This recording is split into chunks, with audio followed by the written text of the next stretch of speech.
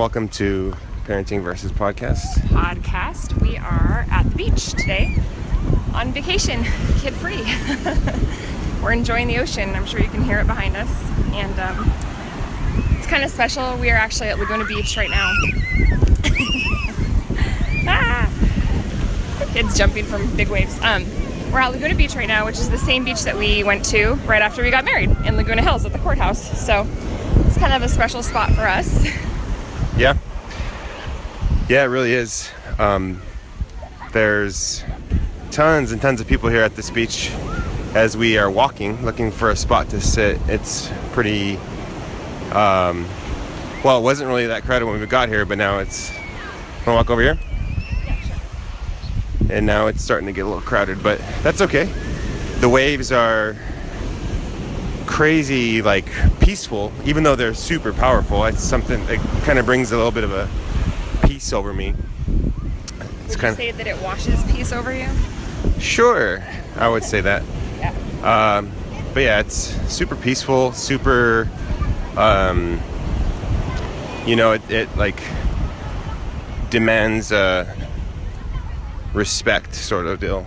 Well, I think there's something really powerful about the ocean and just like the mightiness of such a small thing like water, when it's coupled with waves and motion and beating against rocks and sand, it can do some incredible things. And I don't know, it's just like I kind of stand in awe of the ocean. It doesn't matter how many times I've seen it. Yeah, where are you taking us? I was going to take you to a bench, actually. Can we? Kind of want to. Okay, that's fine. So we're going to a bench. Just for a minute, or we can sit over here. I just need to sit for like 1 second. Okay, yeah, this works.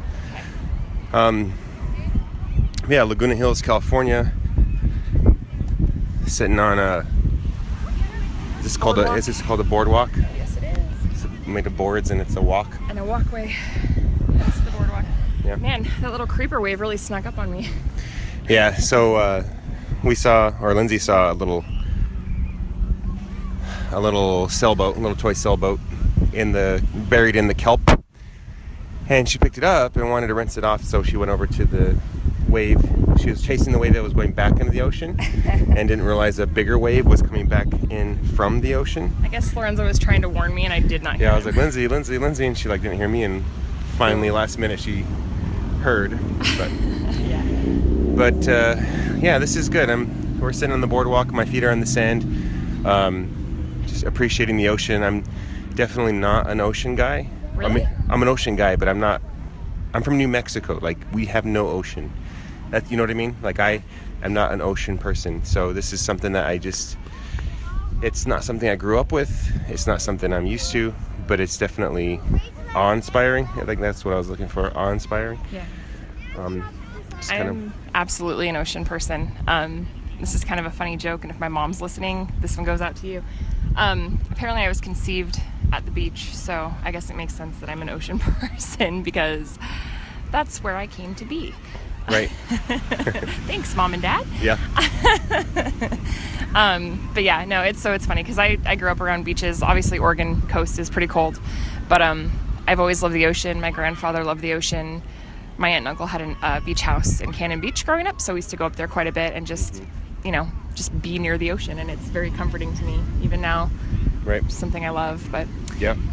There's a restaurant actually up the street that we ate at after we got married too, and we were gonna go check it out, but I guess it's changed hands since we were here last, and now it's a Mexican restaurant. Go figure. But we carved our names into this like plank in the restaurant. Like a lot of people did it. It was like one of those things where people did it. It was like a rite of passage in the restaurant. So we did it too, and we put just married 2009, and we just were curious to see if that was still there. So we might go look for it. But. Yeah, it'd be really cool if they kept that and our names were still there. I know. We'll take a picture if it is. We'll post it. But yeah. So 8 years ago, we were young and dumb, fancy free. Yeah, hopefully we weren't too dumb. Or maybe a little. Because we got married to each other. Yeah, well, we. But 8 years ago, we were in this region, got married at the courthouse, basically eloped. Yeah. Came to this beach in March in 2009. I know our marriage. Okay. When we came last time, and that was the last time we were here, it was 2009. Yep. on our wedding day. Yeah, on our wedding day. It was very cloudy. Mm-hmm. It was, it was kind of cold. I mean, not cold it doesn't really get super cold in California, but it was probably, I would say 60s or 50s. It was just overcast. Overcast. It was pretty, though. There's like nobody out here. Yeah, nobody out here. Not like today where there's hundreds of people. But we popped a bottle of champagne. Was it just us, or was Jeff? Our buddy Jeff was with us. What about Gabby? I think Gabby came to lunch with us too. Yeah. So we had two friends that were also our witnesses at the courthouse and a bottle of champagne. And we sat on the beach and we had our bottle of champagne. We took some pictures, just enjoyed the ocean, and it was like literally the perfect day. Yeah. Like it really was. What's funny is you're from Oregon. It was probably a typical Oregon beach day. You know what I mean? But you know, overcast. when you live in New Mexico and you don't see that as much as you'd like to, any day at the beach is a perfect day. So, right. You miss it. Right. That's the one thing I do miss. Like, I love New Mexico, but I do miss being near, like, the ocean. Yeah. So. Being here does remind me of our wedding day and just the craziness that has followed. Yeah, it's funny to think, like, how different we were as people, 8 years ago here versus now. Like, we didn't have 3 kids. We didn't have stable jobs. We eloped. Yeah. The people who are in our lives have changed, too. Except for Jeff. Yeah, Jeff doesn't change. No, Jeff was here. Our buddy Jeff, who we've been hanging out with on this trip a little bit, he lives in Irvine now, and he does our music at our intro music. And right. He came down here with us for a little bit today, but he had to go to work. So yeah, it was kind of nice to have Jeff here too, because he was a part of that first day. He was. Yeah, he was. So it's crazy to me, like looking around. We were talking yesterday. We've been kind of all over the place. We went to LA last night. On a whim. This is how we are when our kids aren't around. And went to go see Portugal the Man. Yeah. I've been very quiet. This is the most I've talked on the trip, I think. Yeah. And I'm sorry about that. I've just been really tired, and I'm having a hard time even talking right now. Really? Yes. I get split mode. But on vacation. This is our deal. This is, we like to do our little podcast, right? It's fun. I love to think about 20, 30 years down the line when it's hopefully still online and our kids, know about it and they come listen to these things, and, maybe we'll have a library of years of recordings, and, they can listen to this episode like, oh, Mom and Dad were in Laguna Beach reminiscing about such and such and so and so. Well, I hope it gives them a good timeline, and maybe they can come to some of these places and see the significance of why it's important to us and how it pertains to their life too. Anyways, I'm gonna say to you, even on the podcast, that I'm sorry for being very quiet. I've been very thoughtful on this trip. Well, that's good to know. I don't mind thoughtfulness. I thought maybe something was wrong. I was saying, I get torn on trips because half of me wants to just relax and do nothing and just be lazy, all the things I don't do at home. Do you want to hear what I've been thinking about? Well, I do, but hold on a second. Okay. I have to finish this thought because it's important to me. Go ahead. Okay. The other half of me, oh, here comes a helicopter. Every time I talk. It wouldn't be a podcast without a helicopter. Yeah. Although we don't have a creaky bench, so True. That's good. We got a boardwalk and the ocean. No, but the other half of me wants to cram in as much fun stuff as I possibly can that I can't normally do, with kids in tow for a vacation. So I'm split. It's either A, just R&R, B, let's go nuts. And last night was definitely nuts mode. We got into Irvine, we hung out with our buddy Jeff, and then we were oh my gosh, Portugal the Man is playing in LA and there's tickets. Let's buy them online, let's go. So we bought the tickets, and then we went to LA, we saw the show. It was an amazing show. Yes. Also, fantastic. The venue was awesome. It was the Palladian downtown, built in 1940. Frank Sinatra, the Lawrence Welk show. Opening night.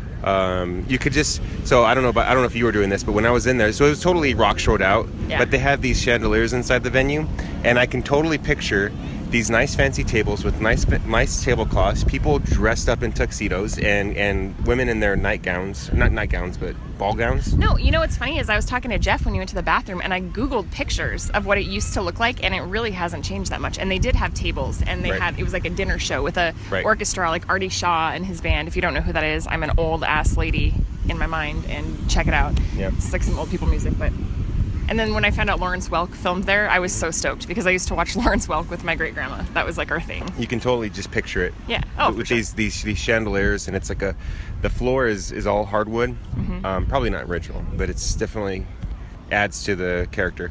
But it's a circular like floor plan, huge space, giant tall ceilings, and I don't know where I was going with that, but Well, it's just crazy because you can really see like the reminiscence of like what it was. And it really, I mean, minus like the technology and the sound systems, not a lot has changed. It's still maintained its genuine authenticity. I guess a few years ago they were talking about shutting it down because it was falling into disrepair, and there was a huge renovation project, and they saved it. And I'm glad they did because it's a super cool spot. it really is. It's a cool spot, great show. Acoustics were good too, kind of echoey, but the sound system was awesome. Portugal the Man put on a really great show. It was interesting. They had like a laser light show, lasers, and they had a projection background thing where they communicated with the audience through that. They didn't really say much. I guess they filmed too, though. Yeah, they had a thing at the beginning that was like, we are not much for stage banter, but they were filming it and live streaming it. So they played their full set all the way through, and then they came back around, I think, when they cut filming, and they started actually kind of like playing and interacting with the audience a little bit. So we kind of got a double dose. Right. And I was telling you last night too, like even on our trip to LA, we can't get away from Portland. Like, no, Portugal the Man's a Portland band, so via Alaska, I guess. Via Alaska, yeah, and they used to be an Anatomy of a Ghost. Well, some of the members, but right. I found out about that through another podcast I listened to called it was a podcast we listened to yesterday, Pure Pleasure, the Pure Pleasure podcast. The guy who does that Are you doing a shout out? Do a shout out to the Pure Pleasure podcast. Check it out. He interviews like a lot of really great punk rock legends. He interviewed a guy from Black Flag, cool. And then a guy from the Melvins. He interviewed like some really great interviews. But he was interviewed on the reason I found out about his podcast because he was interviewed on Matt Carter's podcast, which is called Break It Down, which Riley loves to sing. Yeah. Perfectly in key, by the way. Yeah, I'm proud. But he's the former drummer of Anatomy of a Ghost, and they were talking about Portugal the Man and how their success is exploding. Their time in Portland. This guy, he still lives in Portland. So. Well, and then it's funny because I posted some video on my Instagram, and a friend of mine from childhood was like, he made a comment, and he's like, "Oh my gosh, funny story.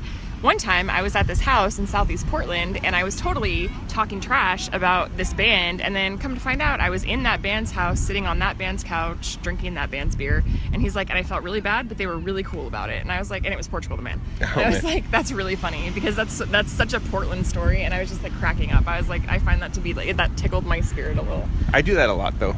Foot and mouth. Yeah. Man, I'm so guilty of that all the time. You're like, that band sucks. Oh, you're that band? Yeah, cool, I've never done that. I've never really been in the presence of a band that I've talked trash about, but I for sure sometimes find myself in a place where I'm like, you know that saying, like, if you can't say anything nice, don't say anything at all. Sometimes I don't listen to that saying, and I just say whatever, and I'm very negative about things. Sometimes I'll catch myself, and somebody might have heard my negative thoughts. And I feel bad because, like, when I hang out with Beyonce, I'm always like, Beyonce sucks. And then I'm like, oh, wait, you are Beyonce. Like, oh, freaking Jay-Z. I hate that guy. No, I love that guy. Oh, okay.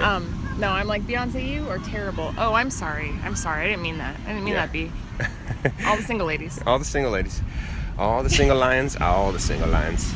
Single lion? That's from that one animated movie. I think it was... I have no idea. They took Beyonce and said, all the single lions. Anyway. I saw this meme that was kind of funny about Beyonce, side note.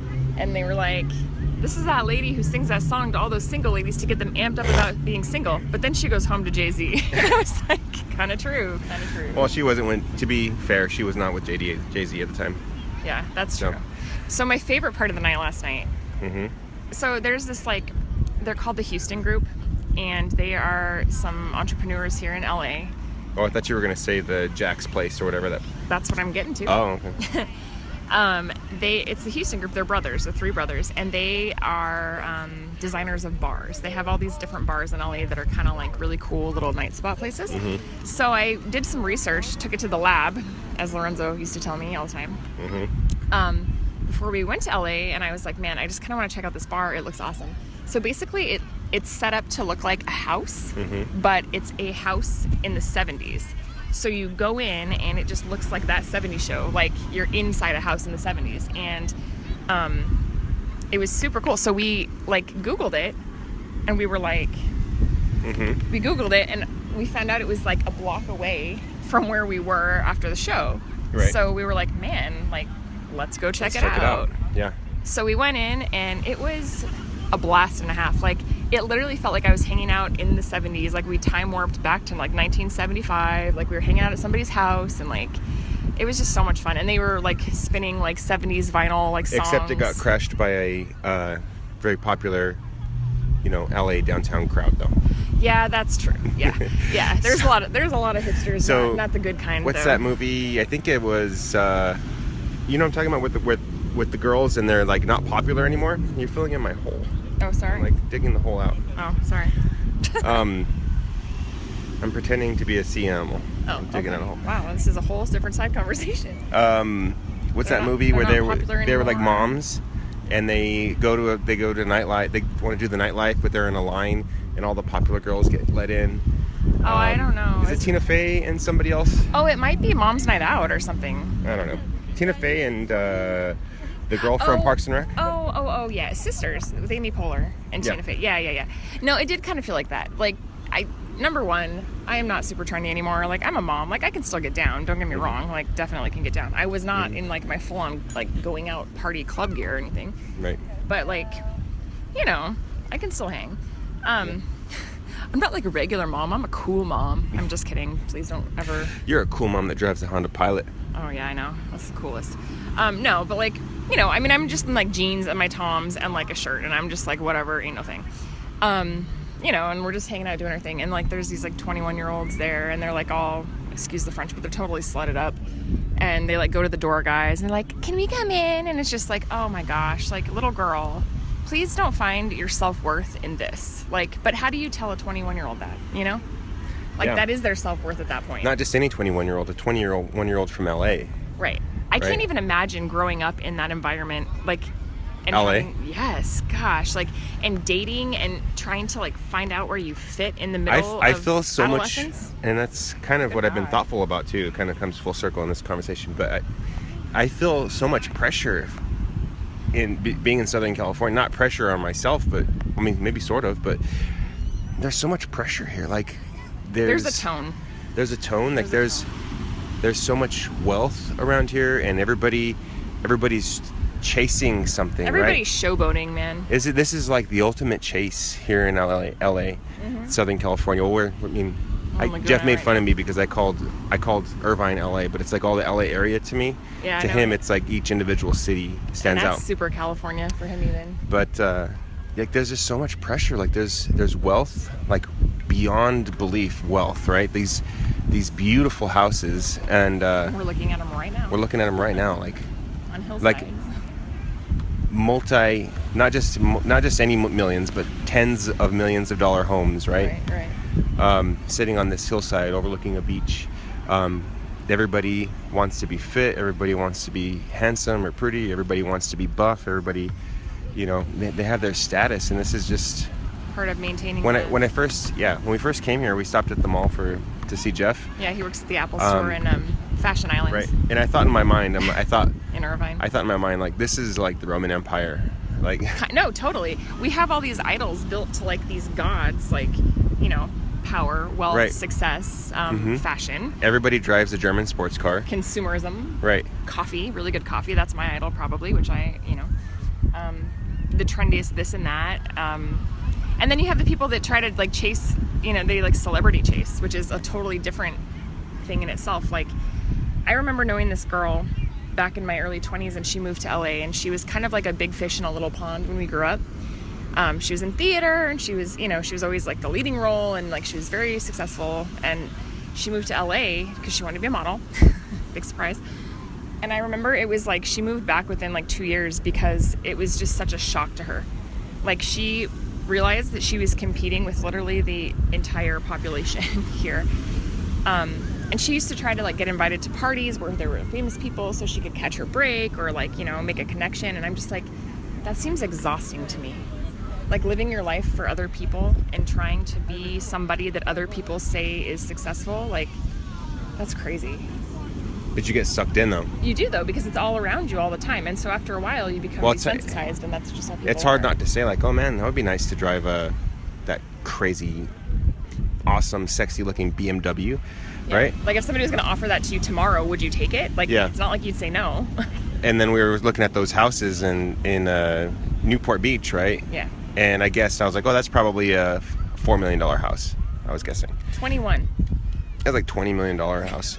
Yeah. And I was telling Lindsay, like, I don't know if I would like this lifestyle. And she's like, hell yeah, I would like this lifestyle. Like, wake up, go to the beach, live on the beach, like. Right. Yeah, no, I would definitely. But for me, like I've been going through a season of just being like serious thoughtfulness. Like what matters, you know, like what really matters. Mm-hmm.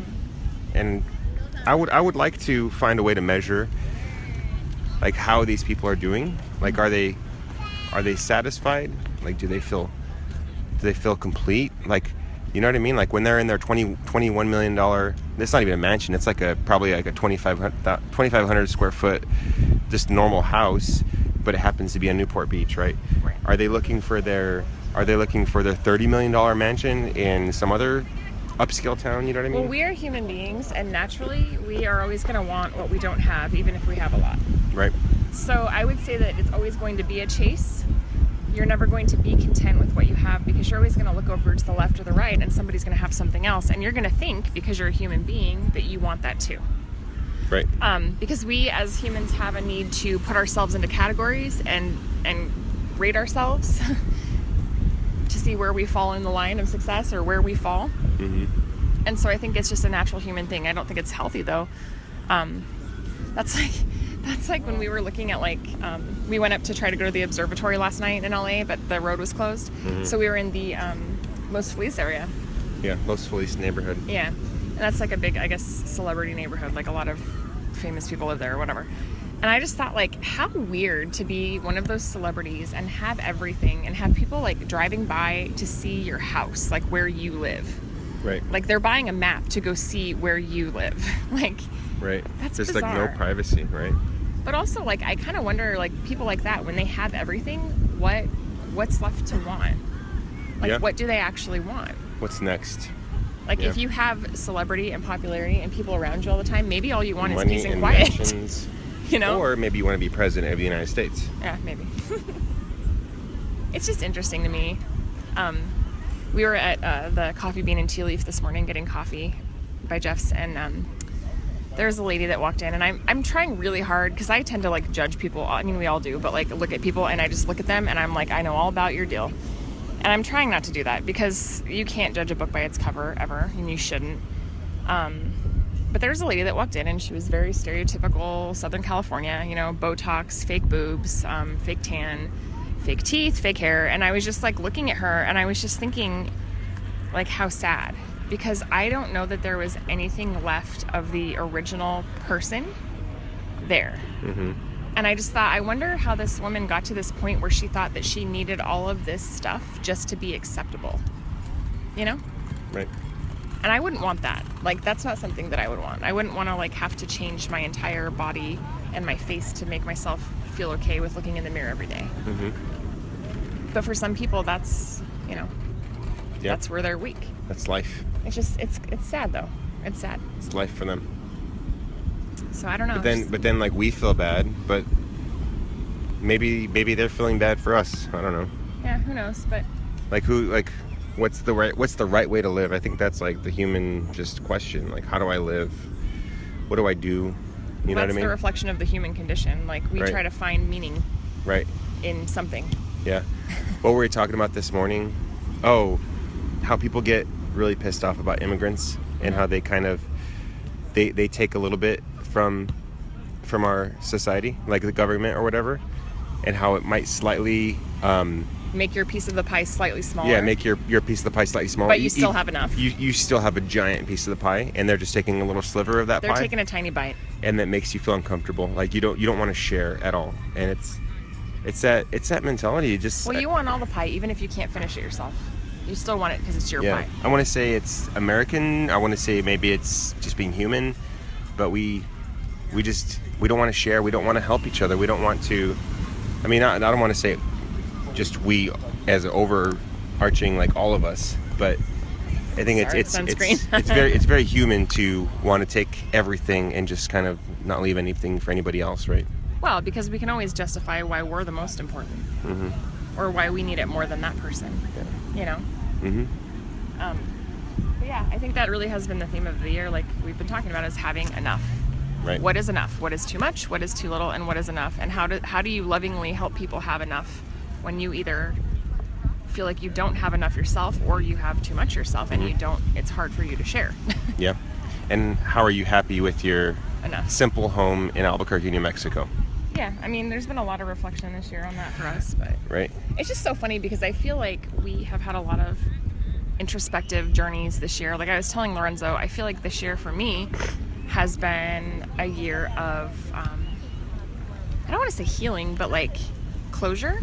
Like I've gotten a lot of closure on a lot of things, and so it's been a good year. It hasn't been easy. It's definitely been a hard year, but it's also been a good year, and then I've gotten a lot of closure, like personal closure for things. And gaining ground. I feel like I'm gaining some ground, and I'm sort of in a good spot where I can move forward positively. But yeah, I definitely think that, you know, no, we don't live in Laguna Hills. No, we don't live in LA. No, we don't have a ton of money in a giant mansion on a hillside overlooking the beach, but we do have enough. The next question I would ask is, should we strive for this type of life? What would be the end game? I don't know. So you can die in a big house. Am I doing it wrong by being content? No, I think you're doing it right. You know what I mean? Content. I think that, no, I mean, and I'm not judging people that have this lifestyle. I don't know how they got their big house. Maybe they worked really hard and they really, really worked hard for it, and this is something that they are proud of, and cool, good job. But what's the end game? If it's just so you can have the big house and you can die with a big house and a nice car and nice things that you can't take with you, then I would say you're probably doing it wrong. Right. Man, and I can kind of feel it too. People size up each other here. Yeah. Like they size you up. Like, okay, what kind of purse does she have? What kind of, if they see like, oh, what kind of cars does that family drive? Yeah. What's in their garage? What's their address? What's their zip code? Like what, who's your stylist? Who's but your that's blah blah a blah blah superficial blah. end game. And those things are so important to people here. Like those are the most important things. You know what I mean? Yeah. Like. Well, I felt that tension at the bar last night. We were waiting in line, and there was a guy who worked there, and he was going up and down the line of people waiting to get in, picking out the most attractive ones and letting them go to the front of the line. Right. I could care less. I'm 33, and I'm not there to prove my attractiveness to anybody. I can tell you, I don't know if I would. See, I'm trying to decipher if this is just not who I am or my life, or if I'm just not capable of having this life and I'm envious. Just being completely honest. No, I think that's you know what I mean. Question. But I feel so totally out of place, like oil and water in California. Like I love the natural beauty. I love the ocean. When you look out in the Pacific Ocean, you can just stare for miles. I think it's 20 some miles before the curvature of the Earth. Like you can't see any further. Oh, the Earth is flat. You didn't know that? Oh yeah. By the way, the flat earthers are starting to make a rise. And in Trump's America, good Lord. Thought? Yeah. Sorry. And also, there's a guy in the NFL. I just saw Neil deGrasse Tyson tweeting back. Like he is in the NFL. Kids look up to him. He doesn't believe in dinosaurs.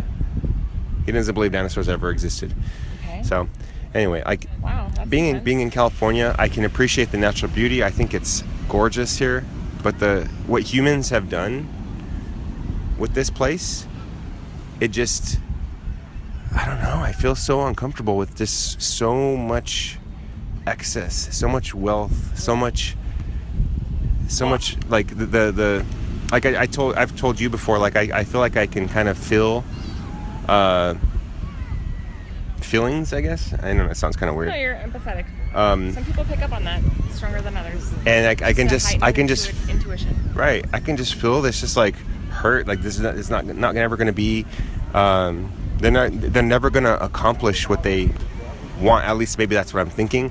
Maybe being in their $20 million mansion in Newport Beach is accomplishment, I guess. But yeah, I don't know. I just can't jive with it. No, I get you. I have to think, if I had the kind of money to sustain this lifestyle, is this what I would choose? Right. I don't think personally I would choose like Southern California. Mm-hmm.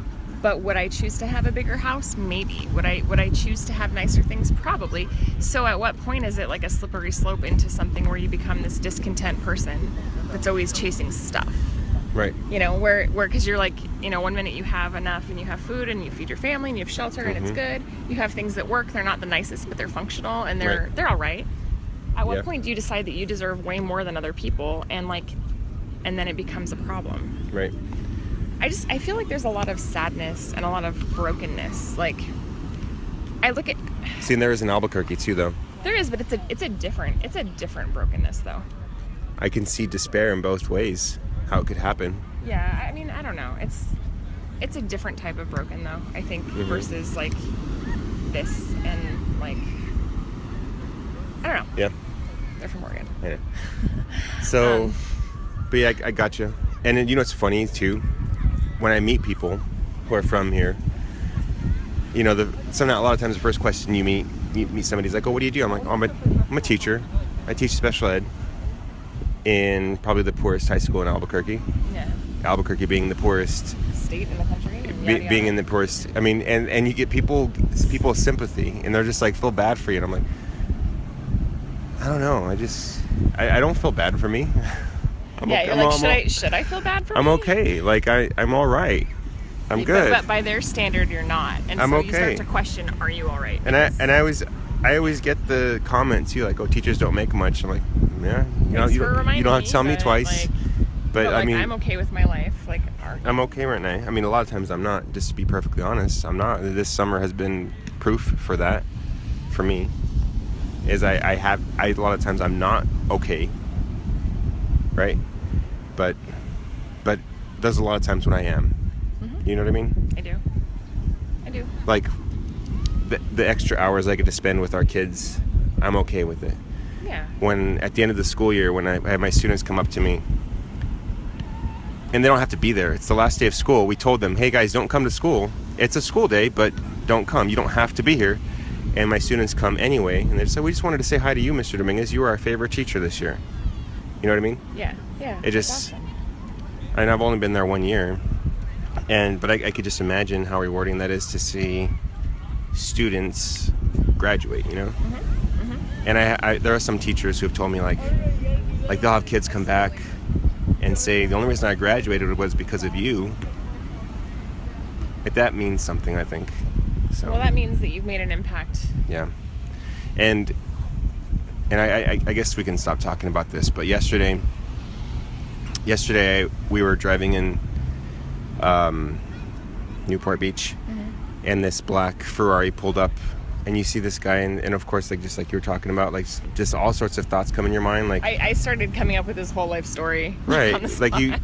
and it's probably not fair for him, but he doesn't care. Like, he's driving a black Ferrari, like a $200,000, like a $250,000 car. Like, he's driving that. Well, that black Ferrari is kind of like giving people like us the finger. Like, it doesn't matter what we think of him. Right. He doesn't care, right? Yeah. But I don't know. I feel like the price you pay for stuff like that, or the price that you pay for that life, is time. Mm-hmm. Like, how many of these people that have children really see their children that often? Are they actually at home to enjoy that huge house, or are they out working to maintain that huge house? Right.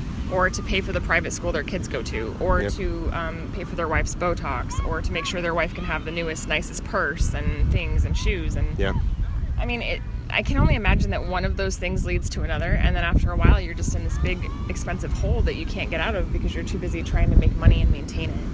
Mm-hmm. So I think we are rich in time.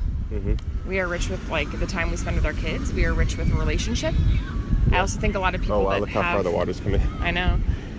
A lot of people that have that lifestyle that have to maintain it financially, they don't have a lot of solid relationships because there's no time for that. Yeah. They may have a lot of surface level ones, but... And I think you might secretly hate those friends that you do have because you're sizing them up, and maybe you're in competition with them. They're not friends. Yeah. Maybe they got a little bit of a nicer Ferrari than you have, and like, oh man, well, it shifts your whole value system, and that includes the way you look at people, and I don't know that that's really healthy. Yeah. But yeah, it's kind of crazy. I had one. one more thought. Are you closing us up? I'm trying because I'm starting to turn red like a lobster. My freckles are starting to merge. Right. Well, what I was gonna say. Can I finish our thought? Go for it. There's gum on this boardwalk, and I was Yummy. messing with it. Gross.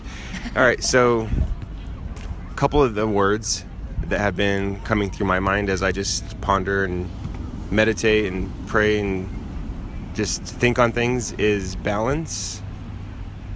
And balance is one. I can't even remember what the other one was. Balance and I don't remember.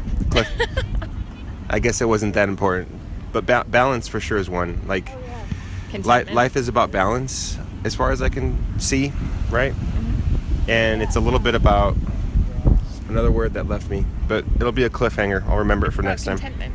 Well, yeah, contentment. Finding joy in what you have. Contentment. Not what you could have. And balance, and it's lost. I don't know. There's a guy jet skiing out there, and it looks super fun. That does look fun. Wow. Right. Jealous. So. Contentment.